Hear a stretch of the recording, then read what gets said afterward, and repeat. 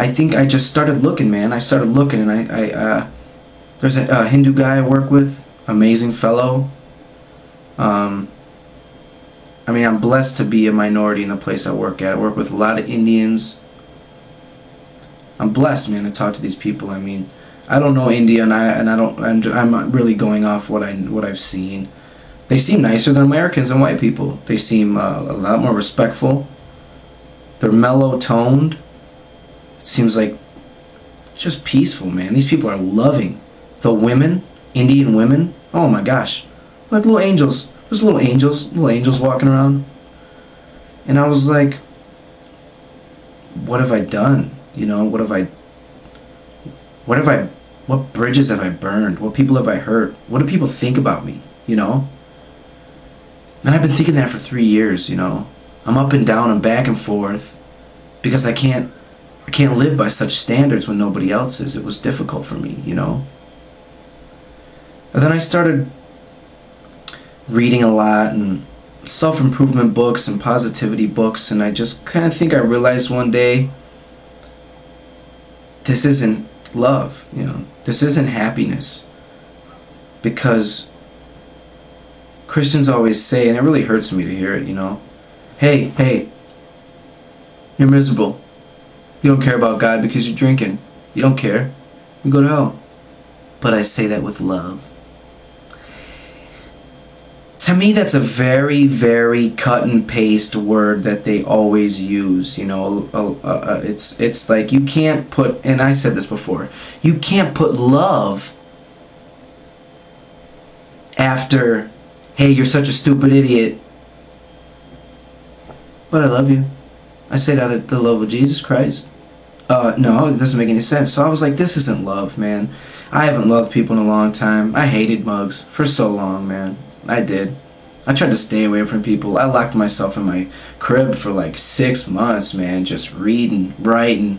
You know, people think I may not know anything. I don't know everything. I'm not the biggest genius, but I can tell you that I've studied my stuff, man. I've read a lot. You know what, I didn't really find the urge to have to memorize. Everybody thinks you're only a good Christian if you memorize. No, I didn't need to memorize because I know what it says. I could tell you that the story of Paul on the road to Damascus, but I can't say it word for word. It's no big deal, you know. But I started thinking to myself, this is judgmental. It is what people said, you know. It's judgmental. It makes me feel bad about myself, you know. And it was like, I'm not going to be doing that, you know.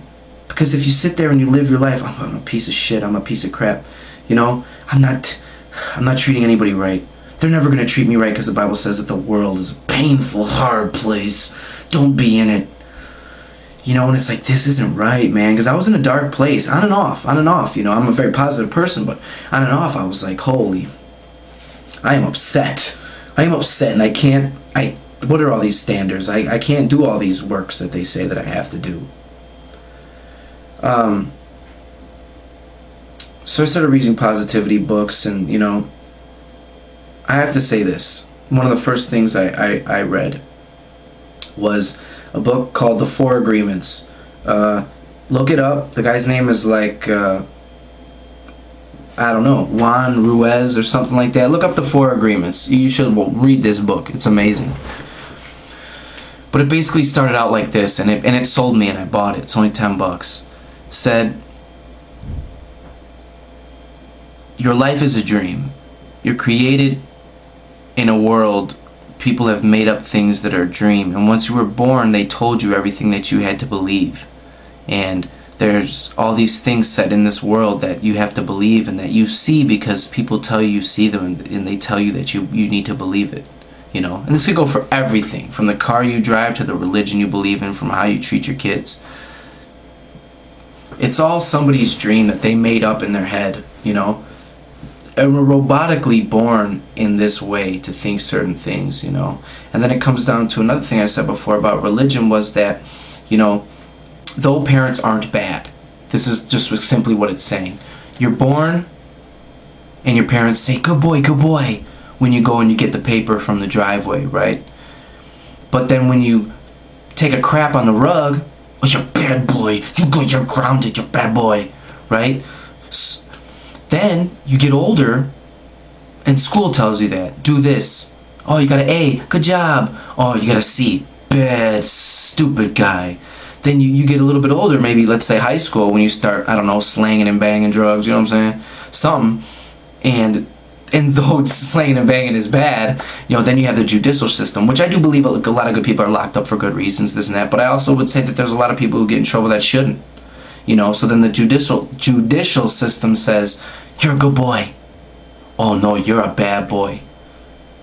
Then boom, religion comes into play. You're a good boy if you follow all these rules, but you're bad if you drink or swear. You're going to heaven if you follow all these rules, but you're burning in hell. Place of weeping and gnashing of teeth. My Muslim buddy always goes like this. I don't know if this is a sign, but something about your spirit will be taken out of you. You'll be dead. He says, killing, God killing. That's what he always says. God killing you if you do these things, you know. So from a young age to an old age, we're raised, you're good, you're bad, you're good, and you don't know, and I don't know, and that's where I'm trying to get with these positive self-improvement books, is like, we don't know what we are, and our self-esteem is low, we think we're pieces of shit, you know, we never really know. Relationships show us that. Relationships are hard, man. I've done crappy things to people, they've done it to me, it's just vice versa. But so we're all screwed up because of this. This is the way society has built this dream up of things that they've agreed on and forced us to agree upon ourselves.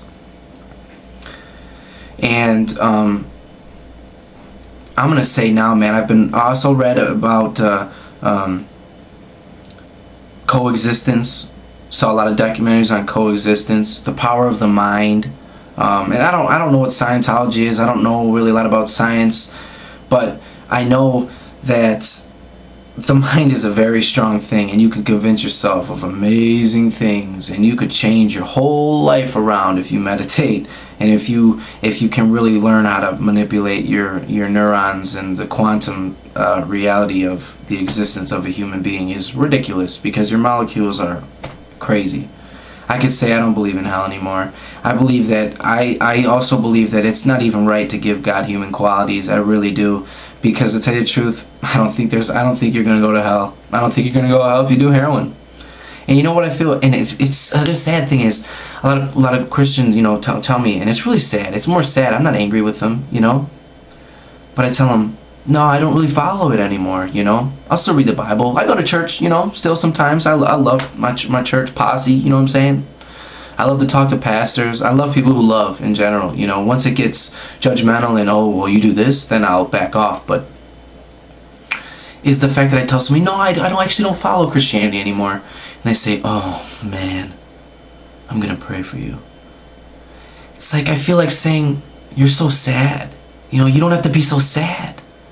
You know, saying I'll pray for you, it makes it seem like you've done something really. No, I haven't.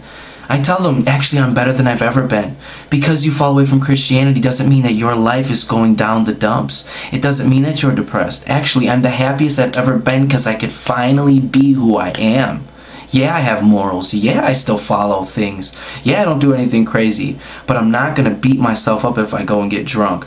I'm not going to beat myself up for little things. Because you know what? I'm a human being. And really, science also tells us there's really no difference between right and wrong, because everything in our brain is an addiction, because heroin lights up the same part of the brain that love does. The same thing. So what does that tell you? We're just a line of addictions. You're addicted to love. You're addicted to sex. You could be addicted to good things.